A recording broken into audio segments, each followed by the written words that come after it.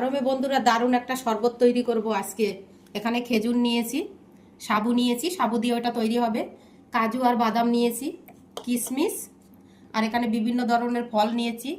এই যে জারমুল আছে, কালো আঙুর আছে, লেবু আছে, আপেল, বেদানা। বেদানাটা ফেটে গেছে, দেখো কি সুন্দর কালার ভিতরটা।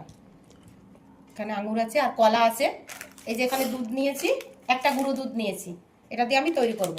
এখন আমি সাবুটা একটু জাল দিয়ে নেব, জাল দিয়ে ভালো করে ধুয়ে নেব। আর এই দুধের প্যাকেটটা কেটে দুধটা ভালো করে ফুটিয়ে নেব, ফুটিয়ে ঠান্ডা করে নেব। এই যে সব রকমের ফলগুলো এখানে আমি কুচিয়ে নিয়েছি ছোট ছোট টুকরো করে। বেদানাটাও বেছে নিয়েছি, দুধটা ফুটিয়ে ঠান্ডা করে নিয়েছি। এখানে এখন স্বাদ মতন চিনি দিয়ে দেবো, যে যতটা পরিমাণে মিষ্টি খাবে সেই রকম চিনি দেবে। আর সাবুটা আমি ফুটিয়ে ঠান্ডা করে নিয়েছি, এর সঙ্গে এখন মিক্স করে নেব। বাদাম বাদাম খেজুর যা আছে সবগুলো এর মধ্যে এখন মিশিয়ে দিচ্ছি। দেখো বন্ধুরা কি সুন্দর লাগছে, এখন পছন্দ হয়েছে তো। উপাসের দিনে বা একাদশীতে অনেক সময় মানুষ ভাবে কি খাবো, এইরকম একটু বানিয়ে খেলে কিন্তু পেটও ভরা থাকে, মনও ভালো লাগে। গ্লাসগুলোতে আমি ভর্তি করে দিচ্ছি এখানে।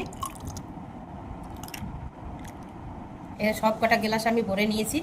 দেখো এখন কি সুন্দর লাগছে, যে না খাবে তারও দেখে কিন্তু পছন্দ হয়ে যাবে, বলবে দাও আমি এক গ্লাস খেয়ে নেই।